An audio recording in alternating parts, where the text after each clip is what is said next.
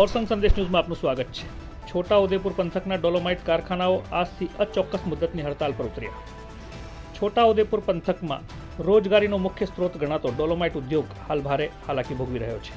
Dolomite mines owners association દ્વારા સરકારની GPS tracking સિસ્ટમનો વિરોધ કરવા તારીખ 1 ડિસેમ્બરથી હડતાલ ઉપર છે, જેથી પંથકમાં આવેલો ડોલોમાઇટ ફેક્ટરીઓને કાચા માલની ભારે અછત ઊભી થઈ છે અને માઇન્સ ઓનર્સ દ્વારા ભાડામાં 100 રૂપિયા જેટલો ભાવ વધારો કરવાનો નિર્ણય કરવામાં આવ્યો હતો, પરંતુ ડોલોમાઇટ કારખાનેદારોને આ ભાવ વધારો ન પોસાતો હોય મિનરલ મર્ચન્ટ એસોસિએશન દ્વારા આજથી અચોક્કસ મુદ્દતની હડતાલનું શસ્ત્ર ઉગામ્યું હતું, જેથી પંથકમાં આવેલા 80 થી 100 જેટલા કારખાનાઓ હડતાલ પર ઉતરી ગયા હતા।